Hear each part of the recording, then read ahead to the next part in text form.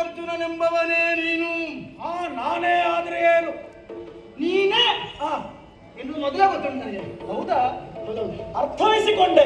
ಕೆಲವು ಸಲ ಗಟ್ಟಿ ಮಾಡಿಕೊಳ್ಳೋದಕ್ಕೆ ಆ ಜನ ನೀವಲ್ವಾ ಕೇಳುದಿರ್ತದೆ. ಸಹಜವೇ ಅಪ್ಪ.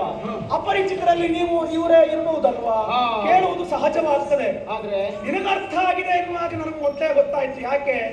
ಹೊನ್ನಿನ ರಥವೊಂದು ವಿಜೃಂಭಣೆಯಿಂದ ಬರುವ ಕಾಲಕ್ಕೆ ತಡೆದು ನಿಲ್ಲಿಸಿದವ ನೀನು. ಆಗಲೇ ಆಶ್ಚರ್ಯವಾಯಿತು. ಹಾಗಾದ್ರೆ ಯಾರಿರಬಹುದು ಇವ ಎನ್ನುವ ಹಾಗೆ ಮನದಲ್ಲೇ ಆಲೋಚನೆ ಮಾಡ್ತಾ ಇದ್ದವ. ನಿಜವಾಗಿಯೂ ನಿನ್ನ ಈ ಕಾಲಾಟವನ್ನ ಕಂಡು ಆಶ್ಚರ್ಯಪಟ್ಟದು ಸಹಜವೇ ಅಲ್ವೇ ಹೇಳು. ಈ ರಣಾಂಗಣದಲ್ಲಿ ಓಡಾಡುವ ಚಂದವನ್ನ ಕಂಡವನ. ಓಡಾಡುದು ಮಾತ್ರ ಅಲ್ಲ, ಕೈಯಾಡುವ ಚಂದ ಉಂಟು. ಹೌದಾ? ಖಂಡಿತೇನೆ ಇಲ್ಲಲ್ಲ. ಎದುರುಗಡೆ ಬಂದವರು ಆರೋಗ್ಯವಾಗಿದ್ದರು ಗೊತ್ತಿದ್ರು ಕೂಡ ಹೇಗೆ ಇದ್ದೀರಿ, ಕ್ಷೇಮವಾಗಿದ್ದೀರಿ ಅಂತ ಕೇಳುದಿಲ್ವ? ಹೌದಾ? ಮಾತಿಗೊಂದು ಮುನ್ನುಡಿ ಅಂತ. ಹೌದಪ್ಪ. ಹಾಗೆ ಮಾತಾಡಿಸೋದಕ್ಕೊಂದು ಉಪಕ್ರಮ. ಸೃಷ್ಟಿಕರ್ತನೆಂಬವನೇ ನೀನು. ಪ್ರಶ್ನೆ ಅಲ್ಲ, ಪೂರ್ಣ ವಿರಾಮ. ಸರಿ, ಗೊತ್ತಿದ್ರು ಹಾಗೆ ಕೇಳುವುದಕ್ಕೆ ಮುಂದಾಗಿದ್ದೇನೆ ಗೊತ್ತಾ? ಈ ಲೋಕದಲ್ಲಿ ಅನೇಕ ಅರ್ಜುನರು ಹಾಗೆ ಹೋಗಿದ್ದಾರಂತೆ. ಕೃತವೀರ ಪುತ್ರ ಕಾರ್ತವೀರ ಅರ್ಜುನ, ಕುಬೇರ ಪುತ್ರ ಯಮಲ ಅರ್ಜುನರು, ಆಮೇಲೆ ಈಶ್ವರನಿಗೂ ಮಲ್ಲಿಕಾರ್ಜುನ ಅಂತ ಹೆಸರು. ಹೌದಾ? ಹೌದು. ಅವರೆಲ್ಲ ಕೇವಲ ಹೆಸರು ಮಾತ್ರ. ಆದ್ರೂ ಸಹ ಈ ಸೃಷ್ಟಿಗೊಬ್ಬನೇ ಅರ್ಜುನ ಎನ್ನುವ ಹಾಗೆ ನಾನು ನಿನ್ನ ಕುರಿತಾಗಿ ಕೇಳ್ತಿದ್ದದ್ದು. ಅಂದ್ರೆ ಹೊಸ ಹೊಸ ಸೃಷ್ಟಿಯ ಹರಿಕಾರ ಯಾರು ಅಂತ ಯಾರಾದ್ರೂ ಪ್ರಶ್ನೆ ಕೇಳಿದ್ರೆ ಅದಕ್ಕೆ ಉತ್ತರ ತ್ರಿಲೋಕ ವಿಜಯಿ ಪಾರ್ಥ ಎನ್ನುವ ಹಾಗೆ ನಿನ್ನ ಹೆಸರೇ ಹೇಳು. ಹಾಗಾಗಿ ಯಾಕೆಂದ್ರೆ ಈ ಲೋಕದಲ್ಲಿ ಯಾರು ಮಾಡದೇ ಇದ್ದಂತಹ ಸಾಹಸವನ್ನು ಮಾಡಿದವ ನೀನಿದ್ದಿ. ಹೌದು. ಭೂಮಿಯಿಂದ ವ್ಯೋಮಕ್ಕೆ ಶರದ ಸೇತುವೆಯನ್ನು ಕಟ್ಟಿ ಸುರ ಗಜವನ್ನ ಧರೆಗೆ ಇಳಿಸಿದೆಯಂತೆ. ಮೃಡನನ್ನು ಹೋರಾಡಿ ಪಾಶುಪಥವನ್ನ ಪಡೆದೆಯಂತೆ. ಪಾತಾಳ ಗಂಗೆಯನ್ನು ಚಿಮ್ಮಿಸಿ ಈಶ್ವರ ದಾಹವನ್ನು ತಣಿಸಿದಂತೆ. ಆಮೇಲೆ ಶರ ಪಂಜರವನ್ನು ನಿರ್ಮಿಸಿ ಅಗ್ರಿಯ ಖಾಂಡವ ವನವನ್ನು ಆಹುತಿ ನೀಡುವುದಕ್ಕೆ ಮುಂದಾದಂತೆ. ಇಂತಹ ಸಾಹಸ ಇದುವರೆಗೂ ಯಾರು ಮಾಡಿದ್ದಿಲ್ಲ. ಅದೊಂದನ್ನು ನೀವು ಮಾಡಿದ್ದಂತೆ. ಆದ್ರೆ ಸೃಷ್ಟಿಗೊಬ್ಬ ಹೊಸ ಸೃಷ್ಟಿ ಮಾಡುವಲ್ಲಿ ಎತ್ತಿದ ಕೈ ಎನ್ನುವುದೇ ಅನುಮಾನ, ಮತ್ತೆ ಅನುಮಾನವೇ ಇಲ್ಲ. ಹಾಗಾಗಿ ನಿನ್ನನೇ ನಾನು ಕಾಯ್ತಾ ಇದ್ದೆ. ಅವರ ಹತ್ರ ಹೆಚ್ಚು ಮಾತಾಡ್ಲಿಕ್ಕೆ ಹೋಗಿಲ್ಲ. ಯಾಕಂದ್ರೆ ಅವ್ರ ಹತ್ರ ಹೆಚ್ಚು ಮಾತಾಡಿದ್ರೆ ಮತ್ತೆ ನಿನ್ನಲ್ಲಿ ಮಾತಾಡೋದು ಕಡಿಮೆ ಇರ್ತದೆ ಅಂತ. ಹಾಗಾಗಿ ಎದುರುಗಡೆ ಇದ್ದವರು ಎಷ್ಟು ಮಾತಾಡ್ತಾರೆ ಎನ್ನುವುದು ನೋಡ್ಕೊಂಡು, ಹೇಗಿದ್ದಾರೆ ನೋಡ್ಕೊಂಡು ಮಾತಾಡೋಣ. ನನಗೆ ವಿಶ್ವಾಸ ಉಂಟು. ಏನು ಇವತ್ತು ನನ್ನನ್ನು ಮಾತಾಡಿಸ್ತೇ ಬಿಡುವವ ಅಲ್ಲ ಅಂತ ಗೊತ್ತುಂಟು. ಅಲ್ಲ ಈಗ ಮಾತಾಡ್ಲಿಕ್ಕೆ ಬರ್ತಾ ಇದ್ದವ್ರು ಮಾತಾಡಿಸ್ತೇ ಪ್ರಯೋಜನ ಅಂತದ್ದು. ಕೆಲವು ಸಲ ನನ್ನ ಅಭ್ಯಾಸವೇ ಆಗಿದೆ. ಅವರು ಮಾತಾಡೋಣ ಅಂತ ಹೇಳಿದ್ರೆ ಹೂ ಹಾಕಿಯೇ ನಾವು ಮುಗಿಸ್ತೇವೆ, ತೊಂದರೆ ಇಲ್ಲ. ಹೌದು. ಆದ್ರೆ ನಿನ್ನಲ್ಲಿಯೇ ಕೇಳುವುದಕ್ಕೆ ಮುಂದಾದದ್ದು. ನೀನು ಹೊಸ ಸೃಷ್ಟಿಯನ್ನು ಮಾಡುವಲ್ಲಿ ಸಿದ್ಧಹಸ್ತ. ನನಗೂ ಈ ಸಲ ಒಂದು ಹೊಸ ಸೃಷ್ಟಿ ಮಾಡಬೇಕಂತ ಮನಸ್ಸಿತ್ತು. ಅವಕಾಶ ಒದಗಿ ಬರಲಿಲ್ಲ. ಈಗ ಅವಕಾಶ ಒದಗಿ ಬಂದಿದೆ. ಅಂದರೆ ಏನು? ತ್ರಿಲೋಕ ವಿಜಯಿ ಪವರದಲ್ಲಿ ಗೆದ್ದೆ ಅಂತ ಆದ್ರೆ ಅದು ನನಗೆ ಹೊಸ ಸೃಷ್ಟಿ ಅಲ್ವಾ? ಹಾಗಾಗಿ ಉತ್ತರದ ಎತ್ತರದ ವ್ಯಕ್ತಿತ್ವ ಹೊಂದಿರುವಂತಹ ನೀವು ಬಿಟ್ಟಂತಹ ಯಜ್ಞೋತ್ಸವವನ್ನು ನಾವು ಪಾರ್ಥಿವ ಪಂಥಂತೆ ಕಟ್ಟಿದ್ದೇವೆ, ಕೇಳಿದ್ದೇವೆ. ಹಾಗಾಗಿ ಮೊದಲು ಎಷ್ಟೇ ಮಾತಾಡಿದ್ರು ಕೊನೆಗಾಡಿದ ಮಾತು ಬೇಗ ನೆನಪಿರ್ತದೆ. ನಿನ್ನಲ್ಲಿ ಕೇಳುವುದು ಭರತ ವಾಕ್ಯ.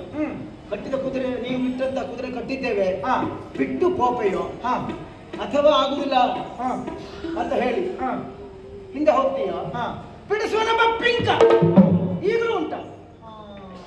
ಬಿಟ್ಟು ಕೋಪೆಯೋ ಬಿಡಿಸುವನೆಂಬ ಪಿಂಕ ಈಗಲೂ ಇದ್ರೆ ತಡ ಮಾಡ್ಲಿಕ್ಕಿಲ್ಲ ಮತ್ತೆ ಹೇಳಬೇಕು.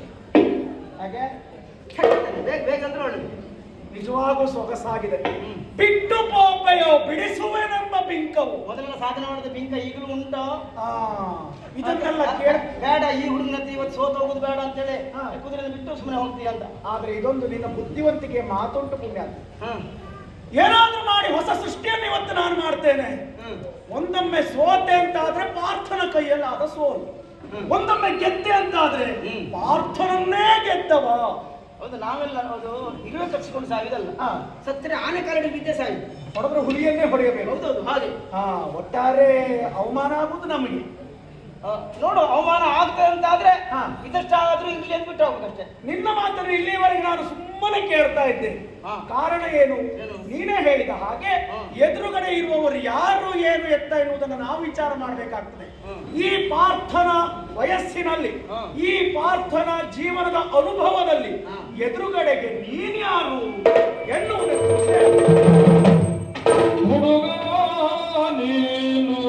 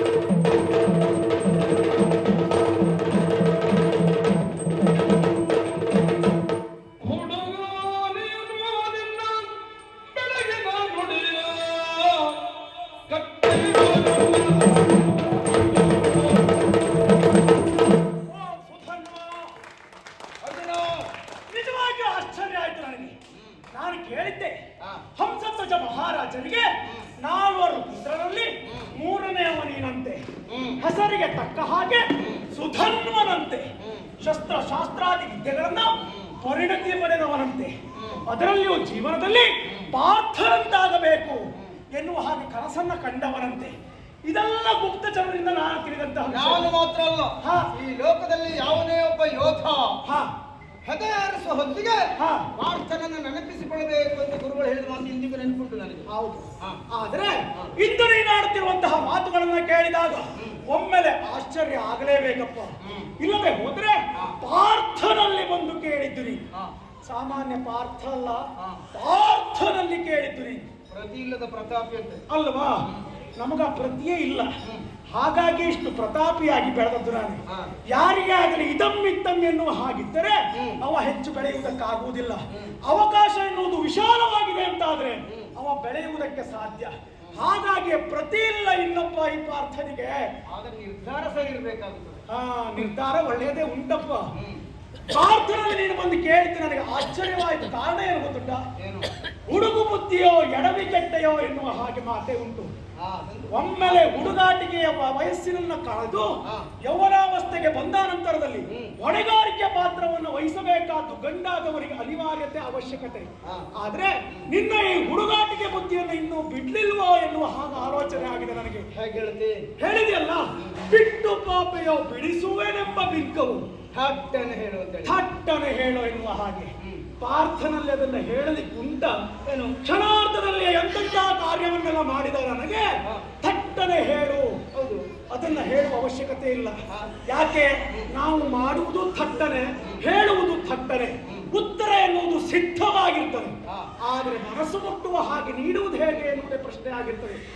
ಹುಡುಗ, ನನ್ನೆದುರುಗಳಲ್ಲಿ ನೀನಿನ್ನು ಸಣ್ಣವ ಅಲ್ಲ ಅಂತ ಹೇಳುವುದೇ ಇಲ್ಲ ನಾನು. ಆದ್ರೆ ಮಾಡಿದ ತಪ್ಪೇನು ಗೊತ್ತುಂಟ? ಏನು? ಯಾವುದನ್ನು ಮಾಡಬೇಕು ಅದನ್ನು ಕಟ್ಟಿಟ್ಟಿದ್ದೀಯ, ಯಾವುದನ್ನು ಮಾಡಬಾರದು ಅದನ್ನು ಬಿಚ್ಚಿಟ್ಟಿದ್ದೀಯ. ಹಾಗಾದ್ರೆ ಕಟ್ಟಿಡಬೇಕಾದ್ರೂ ಬಿಚ್ಚಿಟ್ಟಿದ್ದೇನೆ, ಬಿಚ್ಚಿಡಬೇಕಾದ್ರೂ ಕಟ್ಟಿಟ್ಟಿದ್ದೇನೆ ಅಂತ. ಹೌದು. ಅಂದರೆ ನಿನ್ನ ಈ ಹುಡುಗಾಟಿಕೆಯ ಮಾತುಗಳನ್ನ ಈ ಮೊದಲೇ ಕಟ್ಟಿಡಬೇಕಾಗಿತ್ತು. ಬೆಡಗಿನ ಮಾತು ಅಂತ. ಈ ನಿನ್ನ ಬೆಡಗಿನ ಮಾತು, ಈ ಬೆಡಗಿನ ಮಾತುಗಳನ್ನ ನೀನು ಮೊದಲು ಕಟ್ಟಿಡಬೇಕು. ಇನ್ನು ಬಿಡಬೇಕಾದ್ದು ನಮ್ಮ ಹಯವನ್ನ ಬಿಟ್ಟು ಬಿಡು. ನೋಡು, ಸಾಕ? ಅಷ್ಟೇ ಸಾಕಾಗುವುದಿಲ್ಲ. ಮತ್ತೆ ಈಗಾಗಲೇ ನಿಮ್ಮಿಂದ ತಪ್ಪು ಅಂತ ಹೇಳುವುದಿಲ್ಲ, ಒಂದು ಪ್ರಮಾದ ಆಗಿದೆ. ಈಗ ಒಬ್ಬಾತನಿಂದ ಪ್ರಮಾದ ಆಗಿದೆ ಅಂತ ಆದ್ರೆ ಅದಕ್ಕೆ ಕೊಡಬೇಕಾದಂತಹ ದಂಡವನ್ನು ಕೊಡಲೇಬೇಕಾದ್ದು ಅನಿವಾರ್ಯ. ಅದೇ ರೀತಿಯಾಗಿ ಈಗಾಗಲೇ ಕುದುರೆಯನ್ನ ಕಟ್ಟಿ ನೀವು ತಪ್ಪನ್ನು ಮಾಡಿದ್ದೀರಿ. ಅದಕ್ಕೆ ಪ್ರತಿಯಾಗಿ ಪಾಂಡವ ಸೇನೆಗೆ ನೀವು ಹೊನ್ನನ್ನು ನೀಡಬೇಕು, ಕಪ್ಪ ಕೊಡಬೇಕು, ಕಪ್ಪ ಕಾಣಿಕೆಯನ್ನು ಕೊಡಬೇಕು. ಎಷ್ಟು ಕೊಡಬೇಕು ಅಂತ ಲೆಕ್ಕಾಚಾರ ಉಂಟಾ? ಇಲ್ಲ, ಆ ನಿಬಂಧನೆ ಇಲ್ಲ. ಇಂತಿಷ್ಟೇ ಕೊಡಬೇಕು ಅಂತಿಲ್ಲ. ನಿಮ್ಮ ಶಕ್ತಿಯಲ್ಲಿ ಎಷ್ಟಾಗ್ತದೆಯೋ ಅಷ್ಟು ಕೊಡಬಹುದು. ಬಹುಶಃ ನಿಮ್ಮೊಂದು ವಿಶ್ವಾಸ ಉಂಟು, ಹೇಗೂ ಕಡಿಮೆ ಕೊಡ್ಲಿಕ್ಕಿಲ್ಲ ಅಂತ. ಕೊಡುವವರ ಮರ್ಯಾದೆ ಪ್ರಶ್ನೆ ಅಲ್ವಾ? ಅವರವರ ಯೋಗ್ಯತೆಗೆ ತಕ್ಕಂತೆ ಅವರವರು ಕೊಟ್ಟರು ಸಾಕಾಗ್ತದೆ. ಮತ್ತೆ ನಿಮ್ಗೆ ಎಷ್ಟು ಕೊಟ್ಟರು ಸಾಕಾಗುದಿಲ್ಲ ಬಿಡಿ. ಅಂದ್ರೆ ದೊಡ್ಡ ಮನೆತನ ಅಲ್ವಾ? ಆಗಲ್ಲ, ಬಯಸುವವರು ನಾವಲ್ಲ ಅಂತ. ನೀವು ಎಷ್ಟು ಕೊಟ್ಟರು ಅದು ಸ್ವೀಕಾರವೇ ಬಿಟ್ಟರೆ ನಿರಾಕರಣೆ ಅಲ್ಲ. ಕಪ್ಪ ಅಂತ ಕೊಡಬೇಕು, ಆ ಕಪ್ಪವನ್ನು ಕೊಡಬೇಕು. ಸಾಕು. ಜೊತೆಗೆ ನಿನ್ನಂತ ವೀರರು ಬೇಕು. ಯಾಕೆ? ಪಾಂಡವ ಸೇನೆಯನ್ನ ಎದುರಿಸುವುದು ಅಂತಾದ್ರೆ ಸುಲಭದ ಮಾತಲ್ಲ. ಅಂತದ್ರಲ್ಲಿ ಪ್ರದ್ಯುಮ್ನ ವೃಷಕೇತಾದಿಗಳು ಅನುಸಾರವಾದಿಗಳೆಲ್ಲರೂ ಧರೆಗೊಂಡಿದ್ದಾರೆ. ಇದು ನಿನ್ನ ಪರಾಕ್ರಮ ಎನ್ನುವುದಕ್ಕೆ ಅನುಮಾನವೇ ಇಲ್ಲ. ಇಂತಹ ಪರಾಕ್ರಮಿಗಳು ಬೇಕು. ಸತ್ಯ ಹೇಳ, ನಮ್ಮಲ್ಲಿ ಇಂಥ ಹುಡುಗ ಮಕ್ಕಳೆಲ್ಲ ಬೇಕು. ಈಗ ನಿಮ್ಮಲ್ಲಿ ಇಲ್ವಾ? ಈಗ ಇದ್ದಾರೆ, ಇದ್ರು ಇನ್ನೂ ಹೆಚ್ಚಿನವರು ಬೇಕು ಎನ್ನುವ ಆಶಯ. ಅದಕ್ಕೆ ಹಾಗಾಗಿ ನಮ್ಮೊಂದಿಗೆ ಸೇನೆಗೆ ಒಳಗೂಡಬೇಕು. ನಾನು ಬರಬೇಕು. ವಿಚಾರ ಮಾಡು. ಈ ವರ್ಷ ಒಂದು ನಮ್ಮ ಮೇಳಕ್ಕೆ ಬಾರ. ಬಂದ್ರೆ ಏನಾದ್ರೂ ಪ್ರಯೋಜನ ಆಗುತ್ತೆ. ಖಂಡಿತ ನಿನಗೊಂದು ಒಳ್ಳೆ ಹೆಸರು ಬರ್ತದೆ, ಕೀರ್ತಿ ಸಿಗ್ತದೆ. ಅಂದ್ರೆ ಇಲ್ಲಿ ನನಗೆ ಹೆಸರಿಲ್ಲ ಅಂತ ಹೇಳಿದ್ರೆ ಈಗ ಆಗಲ್ಲ, ಇನ್ನೂ ಹೆಚ್ಚಿನ ಹೆಸರು ಬರ್ತದೆ ಅಂತ. ನಿಮ್ಮ ಜೊತೆಯಲ್ಲಿ ಬಂದ್ರೆ ಹೆಚ್ಚಿನ ಅವಕಾಶ ಸಿಗುತ್ತದೆ ಅಂತ. ಯಾಕೆ? ಪಾರ್ಥನೊಟ್ಟಿಗೆ ಪಳಗಿದವ ಎನ್ನುವ ಹಾಗೆ ನಿನಗೊಂದು ಒಳ್ಳೆ ಹೆಸರು ಸಿಗ್ತದೆ, ಕೀರ್ತಿ ಸಿಗ್ತದೆ. ಅದೆಲ್ಲ ನಾನು ಯೋಚನೆ ಮಾಡೋದು. ಈಗ ನಾನು ನಿಮ್ಮ ಜೊತೆಯಲ್ಲಿ ಬಂದ್ರೆ ಪೂರ್ಣ ಕೆಲಸ ಮಾಡುವವರು ನಾವು, ನೀವು ನಿಂತು ನೋಡೋರು ನೀವು ಆಗ್ತದ. ನಾವು ಕೆಲಸ ಮಾಡಿಸ್ತೇನೆ. ಒಂದೊಮ್ಮೆ ಅವರಿಂದ ಆಗ್ಲಿಲ್ಲ ಅಂತಂದ್ರೆ ನಾವು ಮಾಡುವುದು ಅನಿವಾರ್ಯ ಆಗ್ತದೆ. ಹಾಗೆ ನೋಡು, ನೀ ಕಪ್ಪ ಕಾಣಿಕೆಯನ್ನ ಕೊಟ್ಟು ಕುದುರೆಯನ್ನ ಬಿಟ್ಟು ನಮ್ಮ ಪಡೆಯನ್ನ ಸೇರು. ಈ ಹುಡುಗಾಟಿಕೆ ಎಲ್ಲ ಬೇಡ, ಬಾರಯ್ಯ. ಅನಿವಾರ್ಯವಾಗಿ ಒಂದು ಮಾತು ಹೇಳಬೇಕು ಅಂತ ಅನ್ನಿಸ್ತದೆ ನಿನಗೆ. ಏನಯ್ಯ? ಮೂಢದ ಬೆಳೆಯಿಂದ ರೂಢಿಯ ಪಟರಿಂದ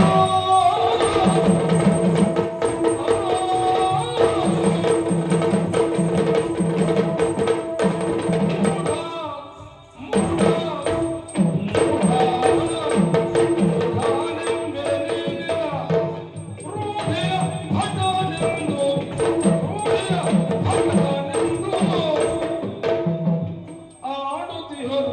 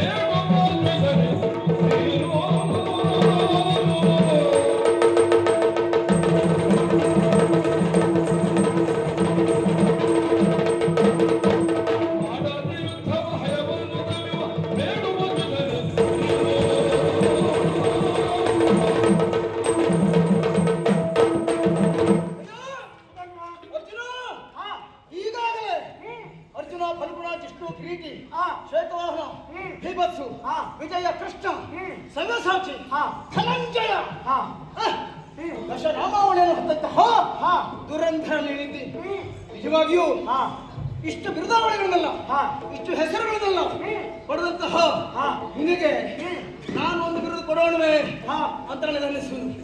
ಬಿರುದು ಅಂದ್ರೆ ಈ ಪ್ರಪಂಚದಲ್ಲಿ ಬಹುಶಃ ನಿನ್ನಷ್ಟು ಸನ್ಮಾನ ಪಡೆದವರು ಬಹಳ ಅಪರೂಪ.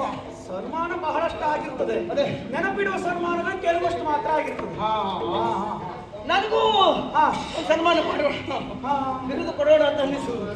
ಆಗ್ಲಪ್ಪ, ನೀವು ಇಚ್ಛಿಸ್ತೀರಾ ಅಂತ ಆದ್ರೆ ಖಂಡಿತ ಇಲ್ಲ. ಒಳ್ಳೆ ಎನ್ನುವಂತ ವ್ಯಕ್ತಿಯು ಎತ್ತಿಕೋನ ಮೊದಲ ಯಾವುದು ಮೂಢನೆಂಬೆನೆ ಮೂಢ ಅಂತ ಕರೆಯೋಣವೇ ಕರಿತೀಯೋ? ಇಲ್ಲ, ಪೂರ್ಣ ಮನಸ್ಸು ಬರುತ್ತಿಲ್ಲ.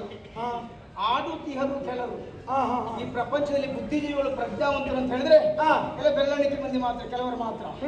ಅಂತಹ ಪ್ರಜ್ಞಾವಂತರು ನಿನ್ನನ್ನು ಕಿರೀಟಿ ಎನ್ನುವ ಹಾಗೆ ಗೌರವಿಸಿದ್ದಾರೆ. ಸರಿ, ಅದು ತಾನೇ ಅರ್ಥೈವ ಧನುತ್ತರಹ ಎನ್ನುವ ಹಾಗೆ ಆಚಾರ್ಯ ದ್ರೋಣರು ನಿನ್ನ ಕರೆದಿದ್ದಾರೆ, ಬಿರುದನ್ನು ಕೊಟ್ಟಿದ್ದಾರೆ.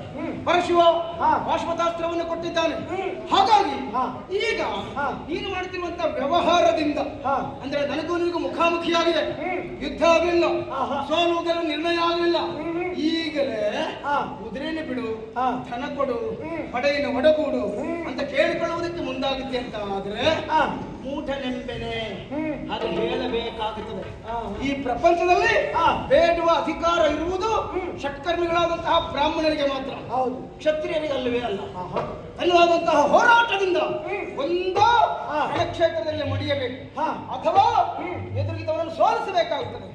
ಅದನ್ನ ಬಿಟ್ಟು ನೀನು ಧನ ಕೊಡು, ಕುದುರೆ ಬಿಡು, ಹೀಗೆ ಬೇಡುವುದಕ್ಕೆ ಮುಂದಾಗ್ತಿ ಅಂತ ಆದ್ರೆ ಬೇಡಲು ದ್ವಿಜನೇ ನೀನು ಬ್ರಾಹ್ಮಣ ಅಲ್ಲ.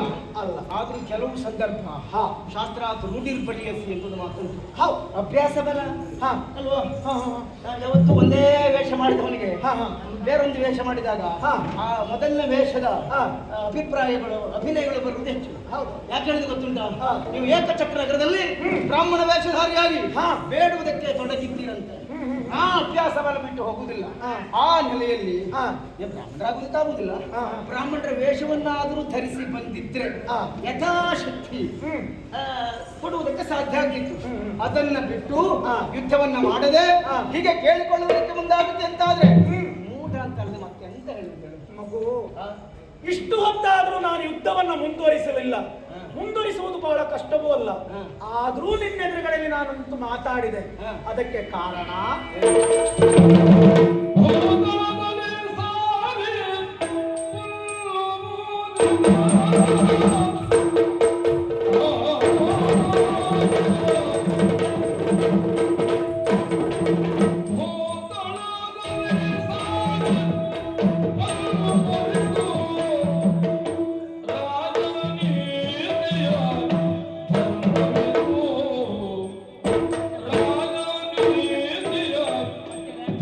Thank you.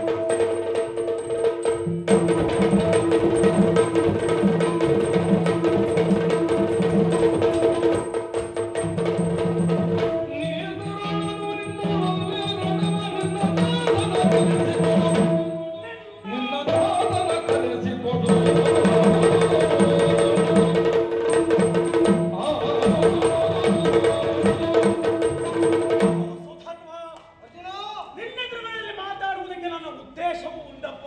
ಏನು ನೀನು ತರಳ. ಒಂದು ನಿನ್ನಲ್ಲಿ ಯುದ್ಧ ಮಾಡುವುದಕ್ಕೆ ನನಗೆ ಮನಸ್ಸು ಬರ್ತಾ ಇಲ್ಲ. ಅದರಲ್ಲಿಯೂ ಪಾಂಡವ ಸೇನೆಯನ್ನು ಎದುರಿಸಿದವ ಎನ್ನುವ ಹಾಗೆ ಮೊದಲೇ ಹೇಳಿದವ. ಇಂತಹ ಸಾಧನೆ ಮಾಡಿದಂತಹ ನಿನಗೆ ಇನ್ನು ಭವಿಷ್ಯ ಎನ್ನುವುದುಂಟಪ್ಪ. ಪ್ರಪಂಚದಲ್ಲಿ ಯಾರು ತಪ್ಪು ಮಾಡುವುದಿಲ್ಲ ಹೇಳು? ತಪ್ಪು ಮಾಡುವುದು ಸಹಜ, ತಿದ್ದಿ ನಡೆವಾತ ಮನುಜ. ಮಾಡಿದ ತಪ್ಪನ್ನ ತಿದ್ದಿಕೊಂಡು ನಾವು ಅನುಭವಿಸಬೇಕಾದ್ದು ನಮ್ಮ ಜೀವನದ ದಾರಿಯೋ ಪಥವೋ ಆಗಿರ್ತದೆ. ಆ ರೀತಿಯಲ್ಲಿ ನೀನು ಬಳಸಿಕೊಳ್ಳಬೇಕು. ನಾನು ತಪ್ಪು ಮಾಡ್ಲೇ ಇಲ್ವಲ್ಲ ಈಗ. ಕೆಲವೊಮ್ಮೆ ಹಾಗೆ ಆಗ್ತದೆ. ನಾವು ಮಾಡಿದ ತಪ್ಪು ನಮಗೆ ಗೊತ್ತಾಗುವುದಿಲ್ಲ, ಇನ್ನೊಬ್ಬರು ತಿಳಿ ಹೇಳುವವರು ಬೇಕು. ನೀನು ಮಾಡಿದ್ದು ಸರಿ ಉಂಟು ಎನ್ನುವ ಹಾಗೆ ಒಬ್ಬಾತ ಉತ್ತೇಜಿಸ್ತಾನೆ ಅಂತಾದ್ರೆ ಉಪ್ಪುವುದು ಏರಿ ಬರುವುದು ಸಹಜವೇ ಅಲ್ವೇ ಹೇಳು? ಆದ್ರೆ ತಿಳಿದಾತ ಮಾಡಿದ ತಪ್ಪನ್ನು ಎತ್ತಿ ತೋರಿಸಬೇಕು. ಆದರೆ ಮನುಷ್ಯನಾದವ ಸರಿಯಾದ ಮಾರ್ಗದಲ್ಲಿ ಹೋಗುವುದಕ್ಕೆ ಸಾಧ್ಯ. ನೀನೀಗ ಮಾಡ್ತಾ ಇರುವುದು ತಪ್ಪು, ಹಾಗಾಗಿ ಸಾರಿ ಸಾರಿ ಹೇಳ್ತಾ ಇದ್ದೇನೆ. ಅಪ್ಪ ಕಟ್ಟಿದ್ದಾನೆ, ಹೋರಾಟಕ್ಕೆ ನಾನು ಬಂದಿದ್ದೆ ಅಂತ. ಬರುವುದು ಸರಿಯಲ್ಲ. ನೋಡು, ನಿನ್ನ ಮೇಲೆ ನನಗೆ ಬಹಳ ಕರುಣೆ ಉಂಟಪ್ಪ. ಯಾಕೆ? ಎದುರಾದವ ನೀನೊಬ್ಬನೇ ಅಲ್ಲ, ಈ ಹಿಂದೆ ಒಬ್ಬ ನನಗೆ ಎದುರಾಗಿದ್ದ, ಪ್ರವೀರನೆಂಬಾತ. ಅವನಿಗೂ ಸಾರಿ ಸಾರಿ ಹೇಳಿದವ ನಾನು. ಎಷ್ಟೇ ಹೇಳಿದ್ರು ಕೂಡ ನನ್ನ ಮಾತನ್ನ ಒಪ್ಪದೆ ಉತ್ತಟತನದಿಂದ ಯುದ್ಧಕ್ಕೆ ಎದುರಾದ. ಆದರೆ ಕೊನೆಗಾದ ಪರಿಣಾಮ ನನ್ನ ಶರದ ಹತ್ಯೆಯನ್ನ ತಾಳಲಾಗದೆ ಅಸುನೀಗಿದವ. ಪಾಪ ಅವನ ತಂದೆ ಎಷ್ಟು ಪಾಡನ್ನ ಪಟ್ಟಿರಬಹುದು, ಎಷ್ಟು ನೋವನ್ನು ಅನುಭವಿಸಿರಬಹುದು ಎನ್ನುವ ಹಾಗೆ ನಾನು ಕಲ್ಪಿಸಿಕೊಂಡವ. ಬಿಡು, ಅನ್ಯರ ಜೀವನ ನನಗೆ ಅದರ ಅವಶ್ಯಕತೆ ಇಲ್ಲ. ನನ್ನ ಜೀವನದಲ್ಲೇ ನಡೆದಂತಹ ಒಂದು ಕಥನ. ಬಹಳ ಕಾಲಗಳ ಹಿಂದೆ ನಿನ್ನ ಹಾಗೆ ವೀರ ಯೋಧ ಕುವರ ನನಗೊಬ್ಬ ಇದ್ದ, ಅಭಿಮನ್ಯು ಎಂಬಾತ. ಏನು ಮಾಡೋಣ ಹೇಳು? ಅವನಿಗೂ ಹಾಗೆ ಪೌರುಷ ಎನ್ನುವುದು ಉಕ್ಕೇರ್ತಾ ಇತ್ತು. ನಾನಿಲ್ಲದಂತಹ ಕಾಲದಲ್ಲಿ ನನ್ನಣ್ಣ ಧರ್ಮರಾಯನಲ್ಲಿ ಅಪ್ಪಣೆಯನ್ನ ಪಡೆದು ಚಕ್ರವ್ಯೂಹಕ್ಕಾಗಿ ಹೊರಟವ. ಏನು ಮಾಡೋಣ? ಕುಹಕಿಗಳ ಕುಮತ್ಸರದಿಂದಲಾಗಿ ಆತ ರಣಕ್ಷೇತ್ರದಲ್ಲಿ ಹತನಾಗಿ ಹೋದ. ಅವನನ್ನ ಕಳೆದುಕೊಂಡಂತಹ ದೌರ್ಭಾಗ್ಯವಂತ ತಂದೆಯ ನಾನು. ಆ ತಂದೆಯ ಜೀವನದ ನೋವೇನೆನ್ನುವುದು ನನಗೆ ಗೊತ್ತಿದೆ. ಪುತ್ರ ಶೋಕಂ ನಿರಂತರಂ. ತಂದೆ ಇರುವಲ್ಲಿಯವರೆಗೂ ಮಗನನ್ನ ಕಳೆದುಕೊಂಡಂತಹ ನೋವೆನ್ನುವುದು ಅಚ್ಚಳಿಯದೆ ಹಾಗೇ ಇರ್ತದೆ. ಮಕ್ಕಳಿಲ್ಲದ ತಂದೆಯ ಜೀವನ ಅಂತಾದ್ರೆ ನೀರಿಲ್ಲದಂತಹ ಕೊಡಪಾನ ಇದ್ದ ಹಾಗೆ. ಯಾವಾಗ ಹಾಳಾಗ್ತದೆ ಹೇಳಲಿಕ್ಕಾಗುವುದಿಲ್ಲ, ನೀರನ್ನು ತುಂಬಿಸ್ಲಿಕ್ಕೆ ಅವಕಾಶವೂ ಇರುವುದಿಲ್ಲ. ಆ ರೀತಿಯ ಜೀವನ ನಿನ್ನ ತಂದೆಯದ್ದಾಗಬಾರದು. ಹಾಗಾಗಿ ನೀನು ರಣಕ್ಷೇತ್ರದಲ್ಲಿ ನನ್ನೊಂದಿಗೆ ಅಲ್ಲ, ಮೊದಲು ನಿನ್ನ ತಾತನನ್ನ ಬರಲಿಕ್ಕೆ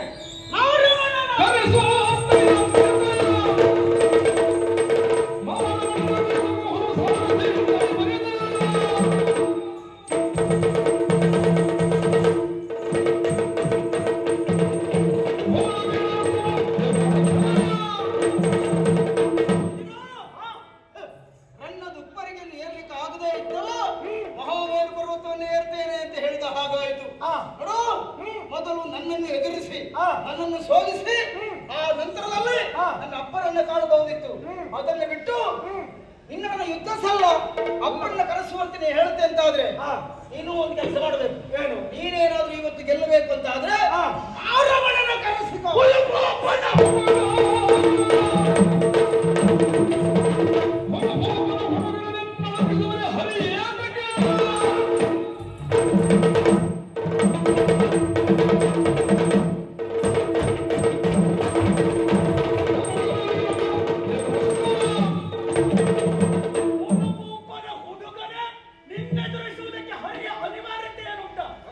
ಇಷ್ಟು ಛಲಬಲ ಉಂಟು ಅಂತಾದ್ರೆ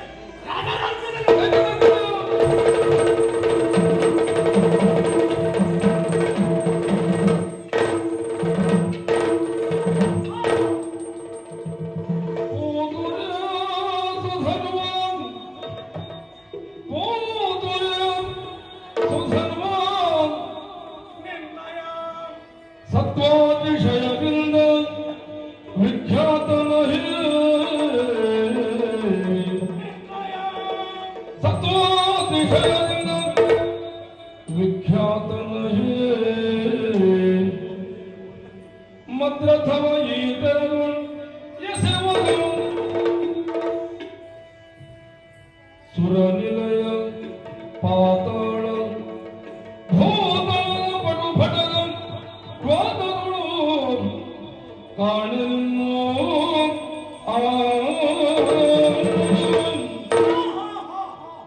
ಯಾಕೆ ನಿಲ್ಲಿಸಿದ ಯುದ್ಧವನ್ನು? ಮಗು ಸುಧರ್ಮ, ಯುದ್ಧವನ್ನು ಮಾಡುವುದಕ್ಕೆ ಮುಂದಾದ ಕಾಲಕ್ಕೆ ನಿನ್ನ ಕರಚಮಕೃತಿಯನ್ನು ಕಂಡವನ ಎಂಥವನು ಬೆರಗಾಗಲೇಬೇಕು. ನೀನು ಬಿಡುವಂತಹ ಒಂದೊಂದು ಬಾಣವು ಕೂಡ ನಾನು ಕೇಳಿದಂತಹ ಪ್ರಶ್ನೆಗಳೆಲ್ಲದಕ್ಕೂ ಉತ್ತರವೋ ಎಂಬಂತೆ ದಿಟ್ಟತನದಿಂದ ಮುಂದೆರಗುತ್ತಾ ಇತ್ತು. ಎಲ್ಲ ಬಾಣವನ್ನ ಕತ್ತರಿಸಿದ್ರು ಕೂಡ ಯಾಕೋ ಏನೋ ಮನಸ್ಸಿನಲ್ಲಿ ಮತ್ತೊಂದಿಷ್ಟು ಹಾಗೆ ಅಂತರಂಗದಲ್ಲಿ ಹುಟ್ಟಿದಂತಹ ಮಾತುಗಳು. ನೋಡು, ನಿನ್ನ ಈ ರಥವನ್ನ ಬಿಡುವಂತಹ ಚಮತ್ಕೃತಿಯನ್ನ ಕಂಡದ್ದು ನಾನು ಮೊದಲಪ್ಪ. ಖಂಡಿತವಾಗಿಯೂ ಇಂತಹ ಚಮತ್ಕಾರವನ್ನ ಭೂಲೋಕದಲ್ಲಿ ಆಗಲು, ಸುರಲೋಕದಲ್ಲಿ ಆಗಲು, ಪಾತಾಳದ ಲೋಕದಲ್ಲಿ ಆಗಲು, ಮೂರು ಲೋಕದಲ್ಲಿಯೂ ನಿನ್ನನ್ನು ಮೀರಿಸುವಂತಹ ವೀರ ಖಂಡಿತವಾಗಿಯೂ ಇಲ್ಲ. ನನ್ನ ಮಗ ಭಾರತ ರಕ್ತವಾಗಿ ಹೋದ, ಅವನಿಗೆ ಪ್ರತಿರೂಪ ಇದ್ರೆ ಅದು ನೀನು ಮಾತ್ರ ಸರಿಯೇ ಎನ್ನುವ ಹಾಗೆ ತಿಳಿದುಕೊಂಡಿದ್ದೇನೆ. ಹಾಗಾಗಿ ನಿನ್ನೊಡನೆ ದುರಸಲ್ಲ. ತಂದೆಯನ್ನ ಕರೆಸು, ಹಠ ಮಾಡಬೇಡ. ಹಾಗಾದ್ರೆ ನಾನು ಯುದ್ಧಕ್ಕೆ ಸಲ್ಲ ಬರಲ್ಲ ಅಂತ ಆಯಿತು. ಹೌದು. ಹೌದಾ? ಹೌದು. ನೀನೊಂದು ಕೆಲಸ ಮಾಡಬೇಕು. ಏನು? ಎಲ್ಲ ಧನಂಜಯ, ಎಲೆ ಧನಂಜಯ ಕೇಳು ನಿನ್ನಲಿ ಧನಂಜಯ, ಕೇಳು ನಿನ್ನಲಿ ಹಲಬರಿ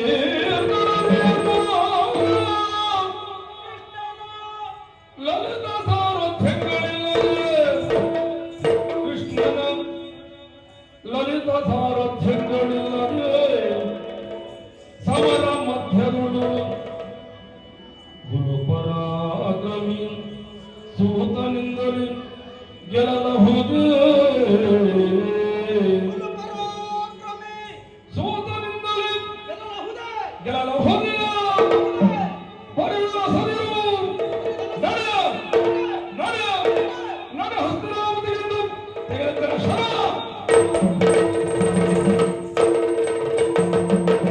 ಎಲ್ಲ ಧನಂಜಯ, ಹೇಳಯ್ಯ. ನನ್ನ ಸತ್ವಾದೇಶದ ಕುರಿತಾಗಿ ಹೊಗಳುವುದಕ್ಕೆ ಮುಂದಾಗುತ್ತಾ ಇದ್ದಿ. ಗೊತ್ತಾಗ್ತದೆ ನನಗೆ ಏನು? ಯಾಕೆ ಹೀಗೆ ಎನ್ನುವ ಹಾಗೆ. ನೋಡು, ಇದುವರೆಗೆ ನಿಮ್ಮವರು ಅನೇಕರು ಬಂದಿದ್ರು, ನನ್ನೊಡನೆ ಹೋರಾಟ ಮಾಡಿದ್ರು. ಅವರೆಲ್ಲ ಈಗ ಉದ್ದಕ್ಕೆ ಬಿದ್ದು ನಿದ್ದೆ ಮಾಡ್ತಾ ಇದ್ದಾರೆ. ಇನ್ನು ಮುಂದೆ ಬರುವವರ ಕಥೆಯು ಅಷ್ಟೇ ಹೊರತು ಬೇರೆ ಏನನ್ನು ಸಾಧಿಸುವುದಕ್ಕೆ ಸಾಧ್ಯ ಆಗುವುದಿಲ್ಲ. ಈಗ ಬಂದಂತಹ ನೀನು ಈ ತರಣ ನಕಟ ಬರಿದೇತ ಕಳಿದಪ್ಪೆ ನಿನ್ನ ತಾತರಂಬರ ಹೇಳು ಹೇಳುವುದಕ್ಕೆ ತೊಡಗುತ್ತೀನಿ ನೀನು.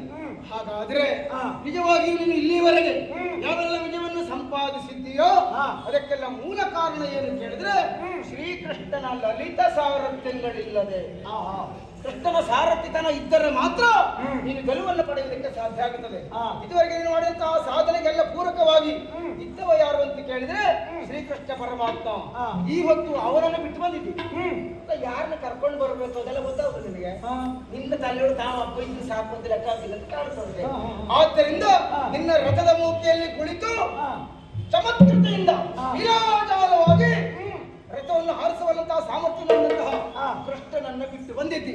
ಆದ್ದರಿಂದ ಈಗ ನಾನು ಸಣ್ಣವನಾದ್ರೂ ನಿಮ್ಗೆ ಒಳ್ಳೆ ಬುದ್ಧಿ ಮಾತಾಡ್ತಾ ಇದ್ದೇನೆ. ಏನು? ಆದಷ್ಟು ಬೇಗ ಕೃಷ್ಣನನ್ನ ಕರೆಸಿದ್ರೆ ಗೆಲುವು ನಿನಗೆ ಸಿಗಬಹುದು. ಏನು ಇಲ್ಲದೆ ಇದ್ರೆ ಈ ಹುಲು ಸಾರಥ್ಯವನ್ನು ಕಟ್ಟಿಕೊಂಡು ಗೆಲ್ಲುವುದಕ್ಕೆ ಸಾಧ್ಯ ಉಂಟು? ಒಂದು ಕೆಲಸ ಮಾಡು, ಏನೋ ಸುಮ್ಮನೆ ಬಳಲಬೇಡ, ಸುಮ್ಮನೆ ಆಯಾಸ ಯಾಕೆ? ಹೌದು. ಆದ್ದರಿಂದ ಆದಷ್ಟು ಬೇಗ ನೀನಾಗಿ ಹಸ್ತಿನಾವತಿಗೆ ಹೋಗ್ತೀಯಾ ಅಂತ ನಾನೇ ಕಳಿಸ್ಬೇಕಾ? ಜಾಣನಿಗೆ ಮಾತಿನ ಪೆಟ್ಟು, ಓಣನಿಗೆ ಲತ್ತೆ ಪೆಟ್ಟೆ.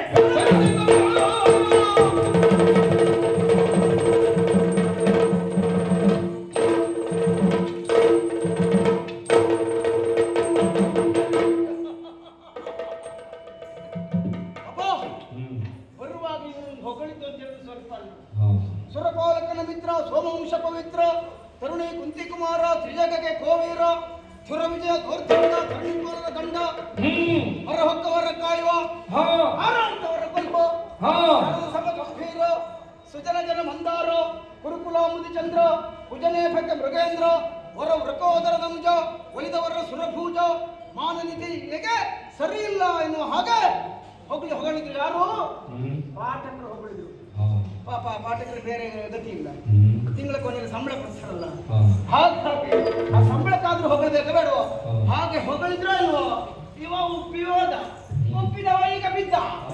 ಈಗ ಸ್ವಲ್ಪ ರಾಯರಿಗೆ ಎಚ್ಚರಿಸಬೇಕು.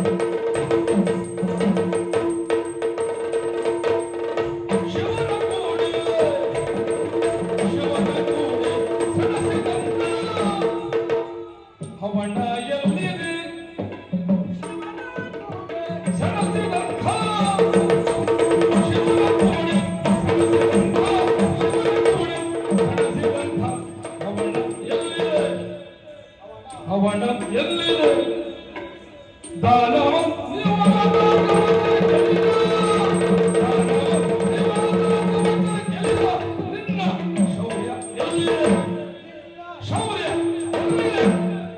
ಶೌರ್ಯ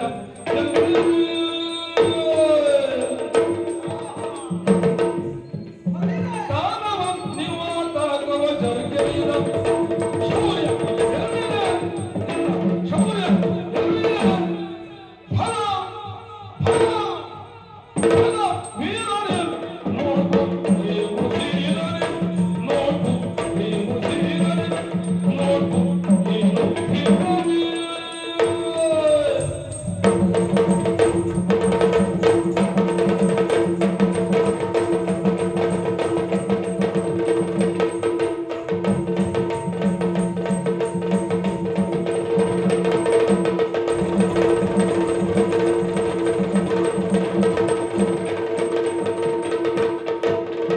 ಬಲಿದೆ ಬಳಲ ಬೇಡ ಸಾಕು ಕರೆಸು ಕೃಷ್ಣನ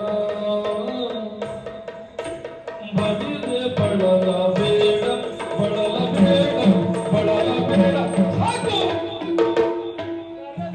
ಕೃಷ್ಣನ ಕರೆಸು ಕೃಷ್ಣನ ಕರೆಸು ಕೃಷ್ಣನ ಕರೆಸು ಕೃಷ್ಣನ ಬಲಿದೆ ಬಳಲ ಬೇಡ ಸಾಕು ಬಳಲ ಬೇಡ ಬಳಲ ಬೇಡ ಸಾಕು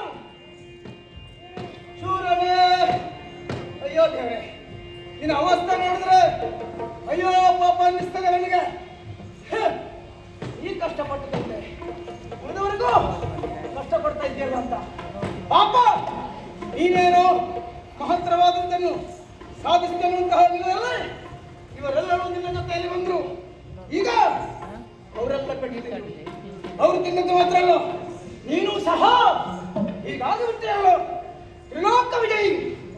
ಎರಡು ಕೈಗಳಲ್ಲಿ ಯುದ್ಧ ಮಾಡುವಂತಹ ಸಾಮರ್ಥ್ಯ ಹೊಂದಿದವ, ಜಟ ಬಲಗಳು ಎನ್ನುವಂತಹ ಭೇದವಿಲ್ಲದ ಯುದ್ಧ ಮಾಡಲು ಶಕ್ತನಾಗಿ ಸವ್ಯಸಾಚಿ ಎನ್ನುವಂತಹ ಕೀರ್ತಿಗೆ ಭಾಜನಾದವ ನೀನು. ಆದರೆ ಏನಾಯ್ತು? ಎಲ್ಲ ದಂಡವಾಗಿ ಹೋಯ್ತಲ್ಲ.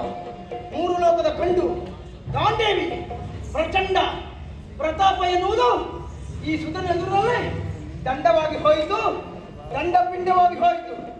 ಅರ್ಜುನ ಹೋರಾಟ ಅಂತ ಹೇಳಿದ್ರೆ ಉತ್ತರಗೆ ನಾಟ್ಯದ ನಿಯಮವನ್ನು ಕಲಿಸಷ್ಟು ಸುಲಭ ಅಂತ ಭಾವಿಸಿದ್ರು. ಗೌರವಾದಿ ಸುಭಟರನ್ನು ಗೆದ್ದಂತಹ ಶ್ರೀಮಂತ ಸಾಹಸಿ ಹೆಚ್ಚಾನು ನಾಲ್ಕು ಲೋಕವನ್ನು ಸೇರಿ ನಿವಾಸ ಕವಚಾದಿಗಳನ್ನು ಗೆದ್ದಂತಹ ಮಹಾನ್ ವಿಕ್ರಮಿ. ಎಲ್ಲ ಏನಾಯ್ತು? ಅಯ್ಯ, ಸ್ವಲ್ಪ ಹೋದ್ರೂ ಯೋಚನೆ ಮಾಡ್ಬೇಕಾ ಬೇಡ? ನಮ್ಮ ಎದುರಿನಲ್ಲಿ ಇದ್ದು ಬಹಳ ಸಣ್ಣವ ಏನು ಆಗುವುದಿಲ್ಲ ಎನ್ನುವ ತಾತ್ಸಾರ ಭಾವನೆ ಹೊಂದಿದ್ರೆ ನಾವೇ ಸೋಲನ್ನು ಅನುಭವಿಸಬೇಕಾಗುತ್ತದೆ. ಸಾರಿ ಸಾರಿ ಹೇಳಿದೆ, ನೀನು ಗೆಲ್ಲಬೇಕು ಅಂತ ಆದ್ರೆ ಶ್ರೀಕೃಷ್ಣ ಲಲಿತ ಸಾರಥ್ಯ ಬೇಕು ಎನ್ನುವ ಹಾಗೆ. ಲಘೂಪನ ಹುಡುಗರನ್ನು ಹರಿಯಾತಕ್ಕೆ ಎನ್ನುವ ಹಾಗೆ ನನ್ನ ಹಗುರ ಮಾಡಿದ್ದಲ್ಲ, ನೀ ಹರಿಯನ್ನು ಹಗುರ ಮಾಡೋದಕ್ಕೆ ಹೊರಟೆ. ಆದ್ದರಿಂದ ದೇವರನ್ನು ಹಗುರ ಮಾಡುವುದಕ್ಕೆ ಹೊರಟಾಗ ನೀನು ಹಗುರ ಆಗಬೇಕಾ ಬೇಡವ? ಆದ್ದರಿಂದಲೇ ಹೀಗಾದದ್ದು. ಅರ್ಜುನ, ಕೃಷ್ಣನೆಂಬ ಅಂಕೆ ಇದ್ದಾಗ ಮಾತ್ರ ಈ ಸೊನ್ನೆಗೆ ಬೆಲೆ. ಸೊನ್ನೆ ಮುಂದೆ ಸೊನ್ನೆಯನ್ನು ಎಷ್ಟೇ ಬರೀತಾ ಹೋದ್ರೂ ಸಹ ಆ ಸೊನ್ನೆಗೆ ಬೆಲೆ ಎನ್ನುವುದಿರುವುದಿಲ್ಲ. ಆದರೆ ಎಡಗಡೆಯಲ್ಲಿ ಒಂದು ಸಂಖ್ಯೆ ಎನ್ನುವುದು ಬೇಕಾಗ್ತದೆ. ಗೋವಿಂದನ ದಯ ಇಲ್ಲದ ಇದ್ರೆ ನಿನಗೆ ಜಯ ಎನ್ನುವುದು ಸಾಧ್ಯವಾಗುವುದೇ ಇಲ್ಲ. ಏಟಿಗೆ ದೊಡ್ಡ ಕೊಂಬು ಇರುವವರೆಗೆ ಮಾತ್ರ ಗರ್ವ. ಆ ದೊಡ್ಡ ಕೊಂಬನ್ನು ಮುರಿ ತೆಗೆಯ ಏಡಿ ಅಂತ ಎಂತದ್ದು ಮಾಡಲಿಕ್ಕೆ ಆಗುವುದಿಲ್ಲ, ಒದ್ದಾಡ್ತಾ ಅಷ್ಟೇ.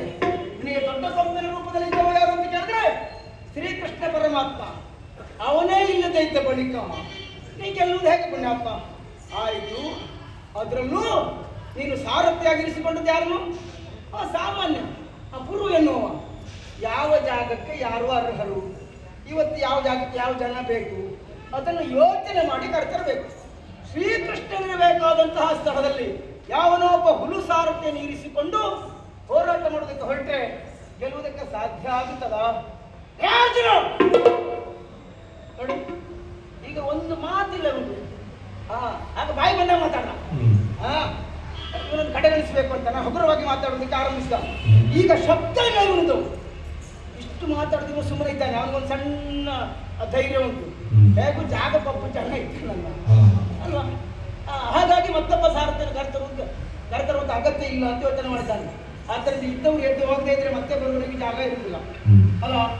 ಆದ್ದರಿಂದ ಇದ್ದ ಸಾರಥ್ಯನ್ನ ಕಾಣಿಸಿದ್ರೆ ಮತ್ತೆ ಬರಲೇಬೇಕಲ್ಲ. ಆದ್ದರಿಂದ ಈಗ